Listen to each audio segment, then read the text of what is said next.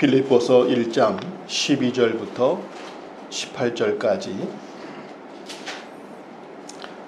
오늘 말씀의 내용은 사도 바울이 복음을 전하다가 감옥에 갇히게 되었고, 그러한 가운데에도 복음의 역사는 더욱 힘있게 증거되었고 그 사실을 바울이 기뻐하였다. 이런 내용을 묵상하시게 되겠습니다. 저와 여러분이 한 절씩 교독을 하겠습니다. 형제들아, 내가 당한 일이 도리어 복음 전파의 진전이 된 줄을 너희가 알기를 원하노라. 이러므로 나의 매임이 그리스도 안에서 모든 시위대 안과 그 밖의 모든 사람에게 나타났으니, 형제 중 다수가 나의 매임으로 말미암아 주 안에서 신뢰함으로 겁 없이 하나님의 말씀을 더욱 담대히 전하게 되었느니라. 어떤 이들은 투기와 분쟁으로, 어떤 이들은 착한 뜻으로 그리스도를 전파하고, 이들은 내가 복음을 변증하기 위하여 세우심을 받은 줄 알고 사랑으로 하나, 그들은 나의 매임에 괴로움을 더하게 할 줄로 생각하여 순수하지 못하게 다툼으로 그리스도를 전파하느니라. 다 같이요. 그러면 무엇이냐? 거칠애로 하나 참으로 하나 무슨 방도로 하든지 전파되는 것은 그리스도니, 이로써 나는 기뻐하고 또한 기뻐하리라. 아멘. 살다 보면 참 신기한 것들이 많습니다. 상황은 도저히 그렇게 될 상황이 아닌데 일이 뜻밖의 열매가 되는 경우도 있고, 또 다 될 줄 알았는데 그만 갑자기 어이없이 안 되기도 하고 합니다. 신기한 일들이 많고, 또 그 신기하다 할 때 하나님께서 하신다, 또 우리에게 유익하다 그럴 때 오묘하다란 말도 쓰기도 합니다. 참 오묘하신 하나님의 은혜. 사실 우리가 하나님을 믿고 따르는 중요한 힘은 말씀에 기초한 동시에 그 말씀에 순종하고 나아갈 때에 일반 이성으로 이해할 수 없는, 세상의 진리로는 파악할 수 없는 하나님의 놀라운 오묘하신 은혜가 내게 날마다 이루어지는 것을 알기 때문에 우리는 하나님을 거부할 수 없고, 또 아까 찬송처럼 날마다 십자가로 더 가까이 가지 않을 수 없는 힘이 됩니다. 도저히 하나님의 은혜가 아니면 이게 어떻게 가능할까? 우연도 한두 번이지 싶은 그러한 우리의 현실 속에서 오늘 말씀, 사도 바울은 복음을 증거하다가 감옥에 갇히게 되었습니다. 무슨 죄를 지은 것도 아니고 오히려 말씀에 순종하고 열심을 내는 가운데 투옥이 되었습니다. 이럴 때 같으면 아마 이러한 마음이 그 가운데 있을 겁니다. 먼저는 바울을 잡아 투옥시킨 그 사람들이 미울 겁니다. 나를 오해해도 그렇지 날 이렇게 몰라줄 수가 있나 하면서 그 감옥에 넣은 사람들이 미워할 겁니다.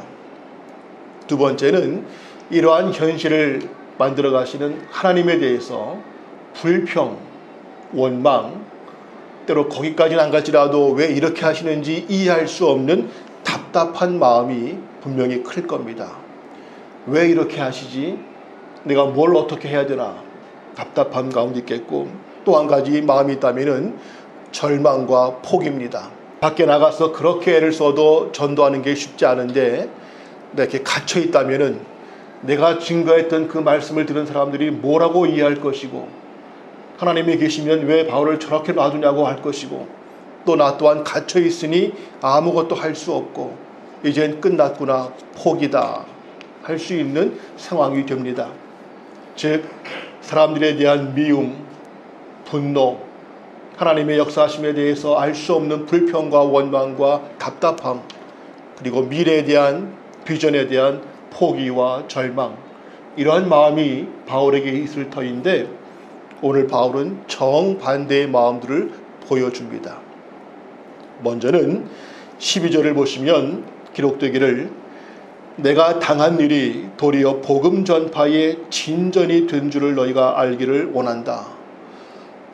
당연히 전도가 더 안 돼야 되는데 바울이 감옥에 갇힌 사실 때문에 더 복음의 진도가 잘 됐다. 왜 그랬는가 봤더니 두 종류의 사람들이 활동을 합니다.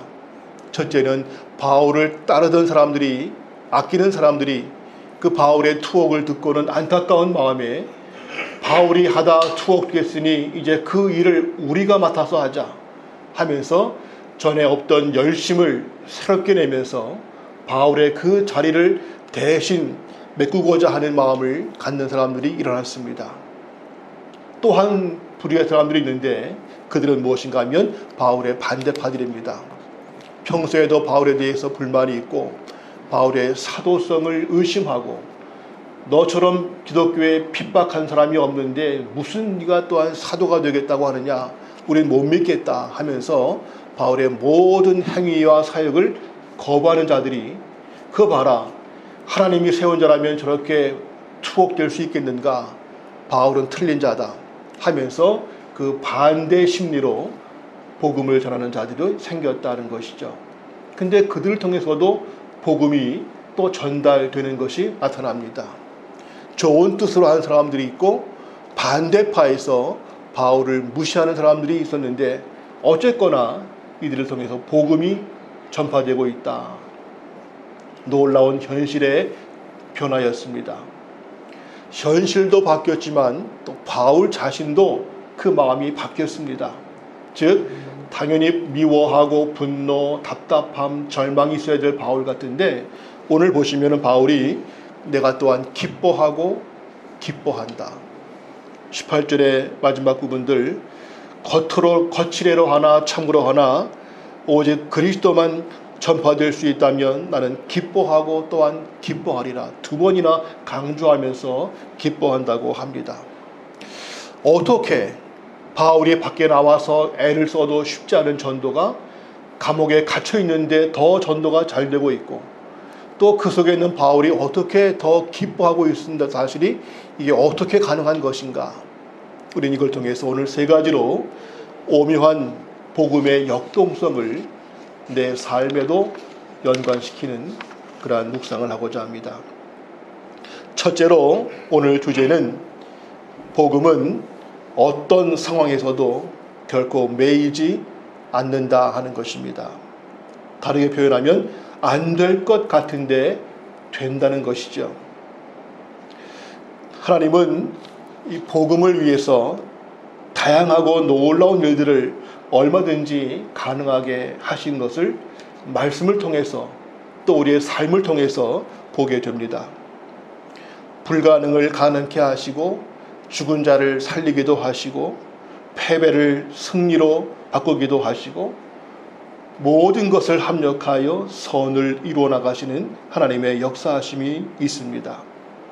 하나님은 그 은혜를 나타내기 위해서라면 고난과 실패를 통해서도 복음의 진보가 이루어지는 경우들을 보이시죠. 사람들은 시간과 공간, 여러 가지 현실적 여건의 제한을 받는 것이 당연하지만, 그러나 그 사람 가운데 역사하시는 하나님의 능력과 복음은 결코 상황의 제한을 받지 않는다는 사실입니다. 오히려 고난이 있을 때에 그 어려움 속에서 복음은 더욱 전파되고 성도들의 신앙은 더욱 성장할 수 있다는 것이 놀라운 역설이기도 합니다. 그런 사건들이 많이 기록되어 있지만 다니엘을 볼 때에 다니엘이 말씀에 순종하는 가운데 사자굴에 들어가죠. 하나님께서 역사하신다고 하면 사자굴 들어가기 마지막 그 직전에 기적적으로 마음을 바꾸셔서 일을 풀어주셔야지 사자굴에 떨어진다는 것은 끝난 겁니다. 사자는 말도 안 통하고 인간이 손을 쓸 수 없는 상황이죠. 하나님은 그 직전에 드라마틱하게 하시는 것이 아니라 사자굴에까지 떨어지게 하셨습니다. 근데 거기서 굶주린 사자의 입을 막으셨고, 그것이 오히려 다니엘로 하여금 하나님의 역사를 증거케 하는, 반대파들을 물리치고 새 일을 이루게 하는 그러한 놀라운 역사의 승리가 되었습니다. 다니엘 친구들도 우상 앞에 절하기를 거부했을 때 풀무에 빠지게 되었죠. 마찬가지로 그 전에 구원하시면 몰라도 풀무에 들어갔다는 것은 끝난 것인데, 인간이 볼 때 끝났다 싶은 상황이 오히려 그것 때문에 하나님의 살아계심이 더 놀랍게 증거되는 경우들을 우리는 무수히 많이 봅니다. 요셉도 노예가 팔려가고 감옥에 갇히는 사건들, 그 순간마다 끝났네 싶었지만 놀라운 하나님의 역전이 있었던 것을 우리가 알죠.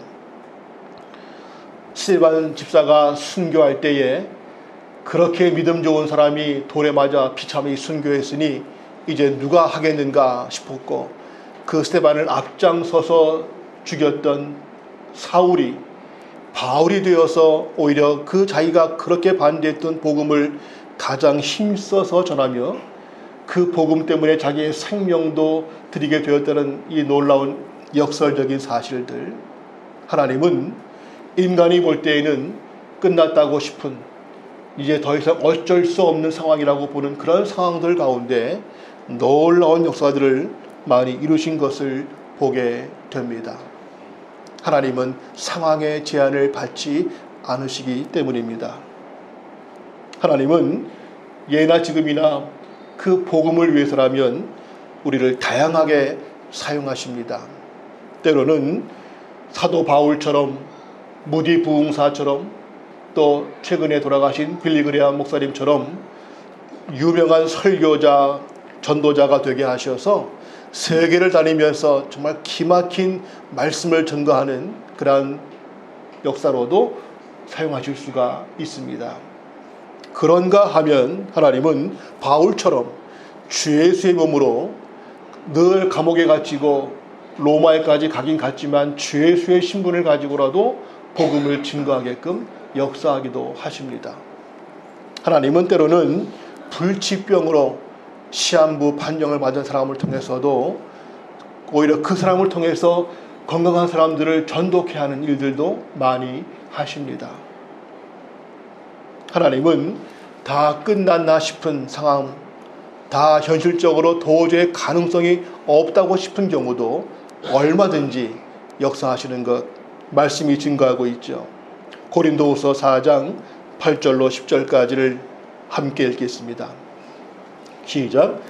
우리가 사방으로 우겨쌈을 당하여도 쌓이지 아니하며 답답한 일을 당하여도 낙심하지 아니하며 박해를 받아도 버림받지 아니하며 거꾸로 들임을 당하여도 망하지 아니하고 우리가 항상 예수의 죽음을 몸에 짊어짐은 예수의 생명이 또한 우리 몸에 나타나게 하려 함이라. 우겨쌈을 사방으로 우겨쌈을 당할지라도 쌓이지 않고 답답한 일을 당할지라도 낙심치 않고 핍박을 받고 거꾸로 뜨림을 당하고 죽임을 당할지라도 망하지 않는 것은 예수의 생명이 있기 때문이다. 지금도 우리가 모르는 사이에 저 북녘 땅, 또 이슬람 지역, 또 기타 곳곳에는 온갖 핍박과 고난과 순교의 자리까지도 이루어지는 가운데에서 그 정도면 누가 믿겠나 싶은데도 오히려 교회는 더욱더 힘있게 성장하고 정말 그 고난 가운데에서 정금 같은 알곡들의 신앙들이 일어나고 있다는 사실을 우리가 직간접적으로 듣고 있지 않습니까? 오늘 우리에게도 나는 사업에 실패했다, 건강을 잃었다, 내가 남보다 뛰어난 것이 없다 할지라도 하나님은 우리를 통해서 놀라운 역사들을 일으키시며 우리를 통하여 복음을 증거하기를 원하고 계십니다. 우리가 기도하는 가운데 많은 가난한 성도들, 참 하나님에 대한 믿음의 기초는 있는데 사람들로 인해서 상처받고 교회에 실망하여 떠난 분들이 많이 있음을 봅니다. 그 영혼들을 사랑하면서 그들이 다시금 주께로 돌아오기를 기다리며 우리가 뭔가 쓰임받기를 원하고 있죠. 근데 우리는 이런 말을 합니다. 그들은요 우리보다 성경도 더 많이 알고 있고 교회에 대한 문제도 더 많이 알고 있고 신학 박사같이 다 알고 있습니다. 우리가 그들과 지식으로는 당하지 못하고 말도 훨씬 더 잘합니다. 오히려 대화하면 우리가 그분들에게 설득당하지 그들을 어떻게 인도한다는 것 가능하지 않습니다. 그러나 내가 지식으로 말로 하는 것이 아니라 그 영혼들을 사랑하고 그들에게 하나님을 나타내 보이기를 원하는 마음이 있다면 하나님은 우리를 통해서 그들에게 새로운 영적인 일들을 이루실 수 있을 겁니다. 그분들은 내가 전도하고 싶어도 나보다 훨씬 더 잘 살고 그 집은 나보다 훨씬 더 일이 잘 풀려서 오히려 가면 내가 부러워서 길을 못 핍니다. 내가 그에게 전도할 어떠한 조건이 없습니다. 그들이 내 말 듣고 주님께 나올 이유가 없습니다 싶을지 몰라도, 그러나 정말 그 영혼들을 사랑하고 그 모든 현실이 아닌 하나님과의 만남이 중요함을 안타깝게 여긴다면 하나님은 우리를 통해서 역사하실 수 있습니다. 그 근거의 말씀을 봅니다. 고린도후서 4장 7절 말씀 같이 볼까요? 우리가 이 보배를 질그릇에 가졌으니 이는 심히 큰 능력은 하나님께 있고 우리에게 있지 아니함을 알게 하려 함이라. 이 귀한 보배를 갖고 있는 포장은 질그릇에 불과하다. 질그릇 아무 가치가 없고 깨지기 쉬운 거죠. 근데 그 안에 있는 내용물은 너무 좋은데 포장이 시원치가 않습니다. 반대로 포장이 너무 좋으면 내용물에 대한 걸 잃을 수가 있습니다. 요새 일본 불매운동하고 있지만은 그 일본 물건들 과자 같은 걸 보더라도 그 과자 하나 별거가 아닌데 그 포장이 정말 예쁘고 마음이 쏠릴 만한 것들이 많지 않습니까? 어떤 분들은 포장이 너무 이뻐서 그 과자를 안 먹고 그냥 포장지에 두는 경우도 있습니다. 포장이 중요한데 이게 너무 과하면 내용물에 대해서 잃어버릴 수가 있죠. 적당해야 됩니다. 오히려 포장은 별거 아니었는데 열어보니까 정말 그 안에 놀라운 것들이 있을 수가 있죠. 가끔 우리가 선물을 주고받거나 행사 게임할 때 선물을 고를 때 선물이 포장이 지나치게 크고 멋있으면 우린 저 속의 내용물은 별거 아닐 거야 하면서 거꾸로 포장은 별거 아니고 조그만데 열어보니까 정말 좋은 것들이 있는 경우들 게임을 통해서 많이 본 적이 있을 겁니다. 정말 중요한 것은 내용물인데 그 겉의 포장은 적당해야 되죠. 그 가치는 내용물을 보존하고 내용물을 잘 드러낼 수 있으면 좋을 겁니다. 하나님은 우리를 통해서 우리를 보이고자 하시는 것이 아니라 우리 안에 있는 보배 예수 그리스도의 생명 하나님의 사랑을 보이고 싶어 하십니다. 우린 자꾸만 하나님의 은혜를 받은 나를 보이고 싶어 할 때에 내가 이 정도밖에 안 되는데 누가 내 말을 듣고 누가 내 삶을 보고 예수 믿겠는가 할지 모르지만 나를 보이지 말고 내 안에 계시는 보배를 보여줄 때 하나님을 보일 때에 거기에 생명의 역사는 가능하다 하는 것이죠. 오늘 한국교회가 많이 문제되는 것은 이 보배를 강조하지 않고 이 질그릇을 겉에 껍데기를 너무 강조할 때 한국교회에 문제가 많이 있음을 봅니다. 많은 교회들마다 혹시라도 어떤 교계의 세습이라든가 또 어떤 일부 소수의 전행을 문제로 삼을 때 그분들은 이렇게 말하죠. 내가 어떻게 세운 교회인데 내가 이제까지 이 교회를 이루기 위해서 내가 얼마나 많이 수고했고 내가 투자한 헌금만도 얼만데 이러한 논리로 내가 수고한 교회이고 내가 애를 썼는데 당연히 내가 권리가 있지 또 내가 아니면 누가 이걸 하겠는가 이런 논리를 많이 강조하죠. 철저하게 보배를 잃어버리고 겉에 껍데기 사람들만 주목한 결과입니다. 내가 아무리 수고했다 할지라도 나는 무익한 종이요 난 부득이 할 일을 한 것뿐이고 세례 요한처럼 나는 죽고 나는 작아지고 오직 그리스도만 나타나야 되는 이 원리 앞에서 자꾸만 내가 얼마나 수고했는데 내가 얼마나 애를 썼는데 하면서 내 능력, 내 수고, 내 땀을 강조하고 보상을 받고자 할 때에 거기에 영적 타락과 하나님의 영광의 사라짐은 많이 보게 됩니다.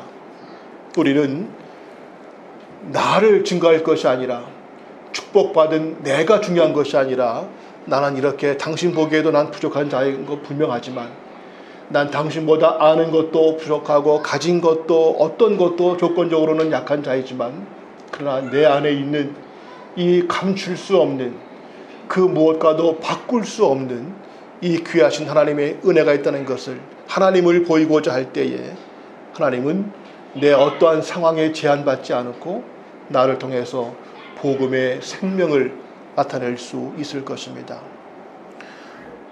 우리 교회가 아직은 작다 할지라도 외모는 작을지 몰라도 그러나 교회의 외모를 자랑하는 것이 아니라 우리 안에 있는 말씀의 능력과 또한 기도의 능력과 성도 간의 사랑의 규제를 이루고 나타내고자 할 때에 하나님은 규모에 관계없이 어떤 상황에 제한받지 않는 놀라운 일들을 이루시게 될 겁니다. 어떻게 그 사람이 그런 일을 했지? 어떻게 그런 교회가 그렇게 일을 했지? 이러한 사건들이 하나님은 우리를 통해서 이루시게 될 것입니다.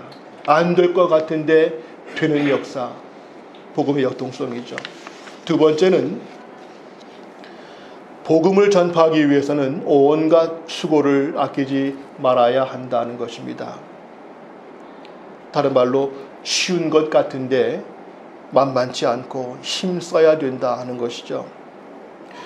하나님의 능력이 크고 그 말씀 복음의 역사는 매우 귀한 것은 분명한데 또 하나의 영적 원리는 이 복음을 증거하는 과정에 있어서는 하나님이 하시기 때문에 그저 술술 잘 풀리는 것이 아니라 말할 수 없는 수고와 눈물과 우리의 생명을 드리는 십자가를 걷는 그 과정이 없으면 안 된다 하는 것을 보게 됩니다. 말씀 고린도전서 1장 21절을 함께 보겠습니다. 시작. 하나님의 지혜에 있어서는 이 세상이 자기 지혜로 하나님을 알지 못하므로 하나님께서 전도에 미련한 것으로 믿는 자들을 구원하기를 기뻐하셨도다. 이 복음을 증거되는 하나님의 사랑이 나타나는 과정은 참 쉽지 않은 인간의 수고와 노력과 땀, 십자가의 과정이 필요한데 또 그 전하는 과정 자체도 말씀하시기를 세상의 지혜로운 방법, 이렇게 하면 누구나 다 믿겠지 하는 누구나 좋아할 수 있는 것이 아니라 오죽하면 전도에 미련한 것으로 그렇게 누가 되겠냐, 지금 시대에 그렇게 해서 누가 믿겠냐고 하는 그러한 어리석게 보이는 방법, 세상에 뒤처진 것 같고 요즘 시대에 누가 성경을 보겠냐, 요새 뭐 유튜브를 봐도 1분 2분 짧아야 되는 건데 누가 그러한 말씀을 보고 묵상 누가 하겠냐 할지 몰라도 그러나 하나님은 그러한 과정을 통해서 역사하신다는 것이죠. 우리가 복음을 전하고자 할 때 요즘 시대에 누가 교회를 나오려 하겠는가, 있는 사람도 다 떠나는 판인데 누가 요즘에 교회 나가려고 하겠는가 싶을지 몰라도 하나님은 전도에 미련한 것으로 사람들을 구원하기를 기뻐하신다. 물론 시대마다 전도의 방법은 달라야 될 것이고 문화와 맞게 변해야 될 것이 있을 겁니다. 과거에 했던 것과는 다른 패턴으로 요즘 시대에 맞는 것들은 연구를 해야 되겠죠.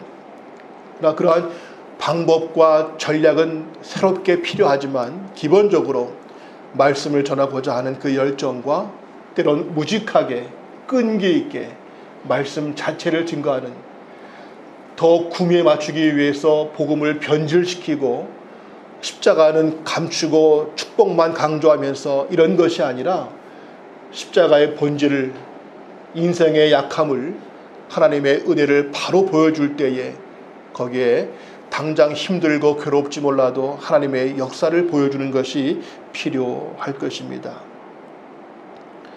이러한 언뜻 볼 때에는 미련하고 누가 믿겠나, 이게 되겠나 싶은 것 가운데도 하나님은 역사하시는데 그 과정에는 우리의 수고와 땀을 많이 요청하신다는 거죠. 사도 바울도 심지어 얼마나 고생을 다했는지 기록하고 있습니다. 고린도후서 11장 23절을 보시면 바울이 자기의 수고를 이렇게 고백을 하죠. 함께 보겠습니다. 그들이 그리스도의 일꾼이냐 정신없는 말을 하거니와 나는 더욱 그러하도다. 내가 수고를 넘치도록 하고 옥에 갇히기도 더 많이 하고 매도 수없이 맞고 여러 번 죽을 뻔하였으나. 그 뒤에 23절부터 28절까지 보시면 바울의 그 고통한 내용은 풍랑을 만나서 강에 빠지기도 하고 강도를 만나서 죽을 뻔하기도 하고 먹지도 못하고 마시지도 못하고 잠도 못 자고 더위와 추위에 싸우고 헐벗고 이런 상그지가 없고 이렇게 고통당할 수 없는, 가끔 우리 주위에 민주화 항쟁을 하면서 내가 과거에 독재 정권 때 이렇게 고생을 당했다 하는 사람들이 있는데, 그러한 고생과는 비교할 수 없는 사도 바울은 정말 온갖 고생을 다 겪은, 어떻게 이렇게 하나님께서 바울을 놔두실까 싶을 만큼, 이러고도 어떻게 전도가 될까 싶었는데 바울은 그 모든 수고를 기꺼이 다 감당을 했죠. 그런 고백이 하는 바울이 나는 운이 없어서 이렇게 됐지만 너희는 할 수 있으면 쉽게 전도를 잘 하라고, 능력 받아서 그저 한마디 한마디 하면은 베드로처럼 설교할 때 3,000명 5,000명 회개하게 되면 좋겠다 한 것이 아니라 너희도 나와 같이 되기를 원한다 하면서 이 복음은 이러한 수고와 고통과 십자가의 과정이 필요함을 보여줍니다. 눈물을 흘리며 씨를 뿌린 자만이 기쁨으로 거두게 된다는 말씀, 우리가 정말 나를 통해서 누군가에게 복음이 전달될 수 있다면, 내 가족과 친구와 직장 동료와 이웃 가운데 저분 참 예수님 믿으면 좋겠는데 싶은 분이 있다면은 그냥 막연한 기대가 아니라, 또 그저 한두 번 권했다가 안 되면 포기가 아니라, 내가 그 영혼을 위해서라면 내가 어떠한 수고도 희생도 손해도 기꺼이 감당하겠다고 하는 그러한 다짐들이 우리에게 있어야 할 것입니다. 지난번 말씀드린 것처럼 우리 각자는 교회 모임이 중요한 것이 아니라 내 가정과 내 직장과 사회, 그곳은 하나님의 나를 보내신 내 선교지입니다. A그룹에 어느 무슨 과에 내가 있다 그러면 나는 하나님이 나를 그 A그룹의 무슨 과에 보낸 선교사이고, 그곳은 내 선교지이고, 그들은 내가 영적으로 감당해야 될, 섬겨야 될 대상들이다. 그런 마음을 가지고 그 속에서 어떻게 하면 더 빨리 출세하고 내가 좀 더 쉽게 남들보다 앞서갈까가 염려하는 것이 아니라, 내가 그들을 어떻게 섬기고 내가 그들을 위해서 무엇을 희생할 수 있겠는가, 어떻게 하면 내가 그들에게 하나님의 사랑을 보일 수 있겠는가, 그들은 무엇이 필요하고 무엇 때문에 힘들어하고 있는가, 내가 무엇을 도울 수 있겠는가, 여기에 더 우리의 관점들이 모아져야 될 것입니다. 물론 승진도 해야 되겠고 좋은 평판도 받아야 되겠고 우리의 삶에 필요한 것도 얻어야 되겠지만, 그게 주목적이 아니라 우리는 어디를 가든 내 모든 삶의 목적은 나를 보내신 하나님의 사랑과 그 은혜를 또 누군가에게 전하고자 하는 마음 갖는 것이죠. 우리가 누군가에게 복음을 전하고자 할 때, 내 가족을, 내 이웃을, 친구를 주께로 인도하고자 할 때 혹시라도 어떠한 희생과 수고를 각오하고 계십니까? 물질이 든다면 물질을 드릴 것이요, 시간이 필요하다면 시간을 드릴 것이요, 내 자존심과 어떠한 그 희생도 내가 기꺼이 감당하지. 이러한 마음이 우리 가운데 회복될 때에 복음은 증거되게 될 것입니다. 이제 오늘도 그렇고 우리가 누군가를 초청하기 위해서 그 대상자들을 작정코자 합니다. 그저 막연하게 난 말을 잘 못하기 때문에 난 안 돼, 또 누구는 전혀 안 될 거야, 먼저 결정하지 마시고 그 영혼들을 바라보면서 그들도 주님을 만나야 되는데 하는 안타까운 영혼에 대한 사랑의 마음과, 내가 한번 그 영혼을 위해서 힘써 보겠다고 하는 주님이 나를 통해서 역사하실 수 있기를 바라는 그 마음을 다짐하는 것들이 먼저 필요할 것입니다. 마지막 세 번째로 이 복음의 역동성에는, 복음 증거에는 거룩한 기쁨이 충만합니다.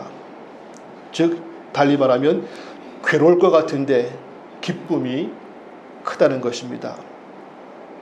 이 바울, 거듭 말하지만 바울만큼 고통을 당한 자가 없는데 이 바울 서신서를 보면은 항상 강조하는 것이 기뻐하라. 내가 다시 말하노니 주 안에서 기뻐하라. 그래서 이 별명이 있다면 요한은 사랑의 사도, 바울은 기쁨의 사도라고 할 수도 있을 만큼 기뻐하란 말을 강조합니다. 왜 그렇게 기뻐할까? 누구보다도 억울하고 누구보다도 고난을 많이 당했던 바울이 왜 그토록 기뻐하라고 강조할까?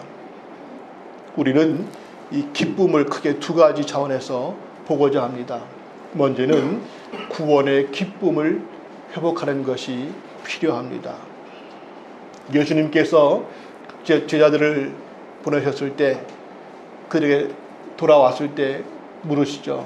어떠한 일들이 있었는가 했더니 그들이 하는 말이, 예수님, 내가 정말 예수님 이름을 대고 했더니 귀신을 쫓아내고 병을 고치고 놀라운 일들이 있었습니다. 그럴 때 주님께서 그래, 감사하구나, 놀랍구나.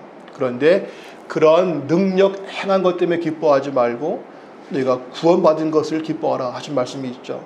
누가복음 10장 20절 함께 읽겠습니다. 시작.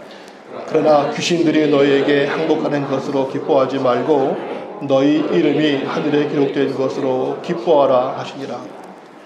우리는 기뻐해야 될 것을 알면서도 뭐 기뻐할 게 있어야 기뻐하지, 뭐 잘 돼야 기뻐하지 라면서 사실은 세상적 조건에 의한 기쁨을 많이 찾으려고 애를 쓰죠. 그러나 정말 중요한 것은 구원의 기쁨.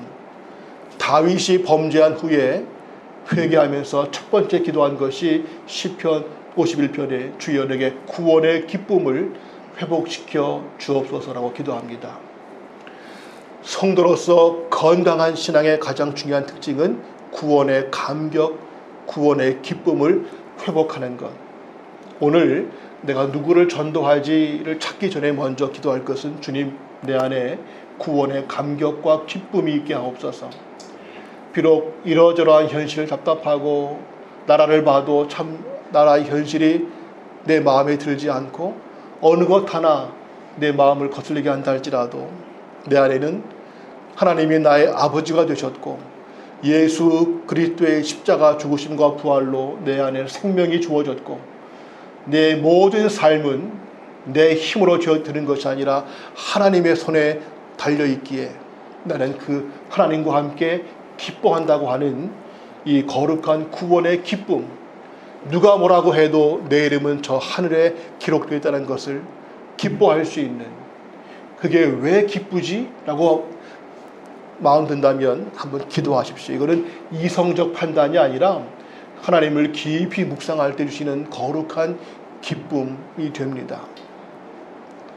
또 한 가지 기쁨이 필요한 것은 영적 사역을 통한, 또 복음 증거를 통한 기쁨이 필요하다는 것이죠. 오늘 말씀 빌립보 1장 18절 다시 한번 같이 읽겠습니다. 시작. 그러면 무엇이냐? 거칠애로 하나 참으로 하나 무슨 방도로 하든지 전파되는 것은 그리스도니 이로써 나는 기뻐하고 또한 기뻐하리라. 보면 교회 안에서도 전도나 뭐 어떤 섬김이나 구제나 어떤 할 때마다 경쟁이 치열합니다. 목회자들도 회의를 하다 보면 이렇게 합시다. 지금 누가 그렇게 합니까? 저렇게 합시다. 아니야, 우리 교회는 내가 더 잘 알아. 우리 교회는 이게 맞아.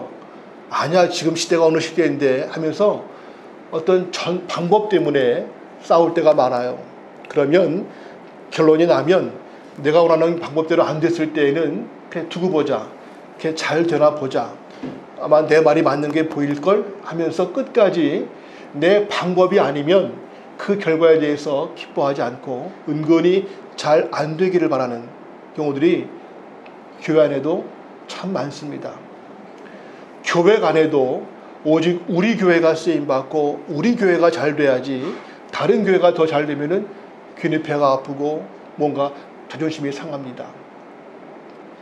그러나 우리는 그런 것들을 떠나서 누가 하든 누가 중심이 되든 어떻게 방법으로 하든 거기에 내 자존심과 내 입장, 내 위상은 뭐가 되든 관계없이 오직 주님이 기뻐하시는 일이 이루어질 수만 있다면 내 입장, 자존심 관계없다고 난 기뻐한다고 할렐루야라고 그럴 수 있는 이러한 믿음의 여유, 그러한 거룩한 영적 기쁨이 우리 가운데 꼭 필요합니다.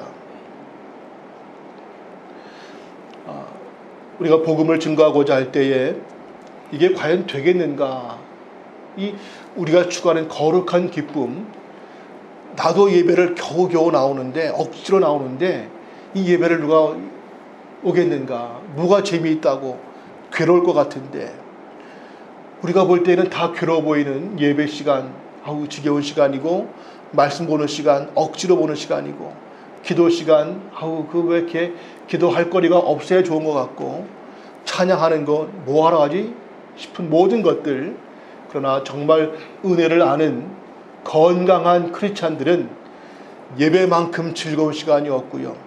TV 드라마나 TV 오락 프로그램 비교할 수 없는 기쁨이 있고 말씀이 꿀보다 달달한 말씀이 왜 그런지를 알고 있고 기도할 때마다 기도의 능력과 함께 성령의 충만하심을 느끼는 이 거룩한 기쁨, 찬양할 때마다 그 무엇과도 바꿀 수 없는 거룩한 평강과 기쁨, 이 모든 것들이 영적인 은혜를 모를 때에는 다 힘들고 짜증나고 괴롭고 무거운 시간이지만 은혜를 알면 너무나 기쁘고 즐거운 시간인 것을 보게 됩니다. 전도한다는 것, 누군가를 주님께로 인도하기 위해서 애쓴다는 것, 그게 뭐가 좋을까? 창피해 보이고 너 교회 나가? 하면서 괜히 무시당할 것 같고 하지만 그러나 정말 예수님의 마음을 가진 자들은 비록 겉으로 볼 때는 힘들어 보이고 수고하고 눈물 흘릴지라도 이 거룩한 기쁨을 결코 포기할 수 없는, 전도만큼 기쁜 게 없다고 비록 누가 반대하고 막 외면하고 너 그런 얘기 하려면 다시 나한테 오지 마 할지라도 그러나 거기에 주어지는 거룩한 기쁨이 있음을 꼭 맛봐야 될 것입니다. 우리가 아이를 키울 때에도 정말 먹어야 할 것을 먹지 않고 너무 단 것만 추구하거나 몸에 좋지 않은데 당장은 좋은 것들을 추구할 때는 걱정하죠. 저것만 먹으면 저 몸 나빠지는데, 근데 걔들은 모르기 때문에 그것만 추구합니다. 우리가 추구하는 기쁨이 무엇입니까 할 때 세상적 기쁨, 물질로 통한 기쁨, 출세를 할 때의 기쁨, 어떤 세상의 오락적인 것으로 인한 기쁨, 내가 인정받을 때 받는 기쁨, 이런 것들로 기뻐할 때 하나님은 안타까워하십니다. 그런 것들로 기뻐하게 되면 네 영성은 죽어가는데 그런 것들에 너무 치중하면 네가 얻어야 될 더 중요한 하늘의 것들은 놓쳐버리게 많은데 하나님의 안타까운 마음, 우린 좋다고 할지 모르지만 우리는 감사하다고 헌금도 하지만 하나님은 그 감사 헌금이 역겨운, 내가 기뻐하는 것은 이게 아니다 하면서 우리에게 진정 더 중요한 기쁨을 요구하시고 우리의 진정한 영적 건강을 하나님은 더욱 바라시고 있을 것을 봅니다. 말씀을 정리합니다. 우리가 주님과 함께 십자가의 길을 걸어가며 주님을 따르고 주님을 닮고 주님을 증거하고자 하는 것이 우리의 목적이고 모든 삶의 중심입니다. 이 과정에서는 안 될 것 같은데 되는 역사가 있고 쉴 것 같은데 만만치 않고 정말 기도의 눈물과 땀의 수고가 필요한 것들이 많이 있겠고요. 괴롭고 힘들고 재미가 없어 보이지만 거기에 놀라운 기쁨이 있는 것들이 우리 앞에 있습니다. 바로 이것을 위해서 우리는 더욱 우리의 삶을 투자하고 집중해야 될 것입니다. 영혼을 사랑하는 마음과 그 영혼들을 기다리고 계시는 하나님 아버지의 안타까운 마음과 그 과정에서 내가 십자가를 가겠다고 하는, 십자가의 길을 걷겠다고 하는 그 마음을 가지고 기도하며 나아갈 때에 나를 통해서 내 가족, 친구, 이웃, 직장 동료, 이 시대의 많은 사람들이 하나님을 다시금 만날 수 있는 그러한 역사들이 우리 가운데 이루어질 수 있기를 소원합니다. 기도합니다.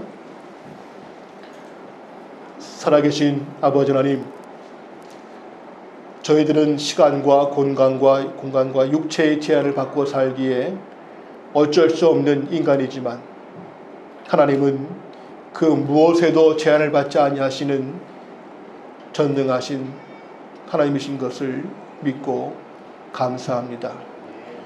우리를 자녀 삼아 주셔서 그러한 하나님의 은혜와 능력을 맛보게 하시고 그 모든 하나님의 역사하심이 우리를 위하여 이루어지고 있음을 감사합니다. 오늘 없기는 그 하나님의 귀하심이, 그 보배가 우리로 끝나는 것이 아니라 우리를 통하여 또 누군가에게 나타날 수 있기를 원합니다.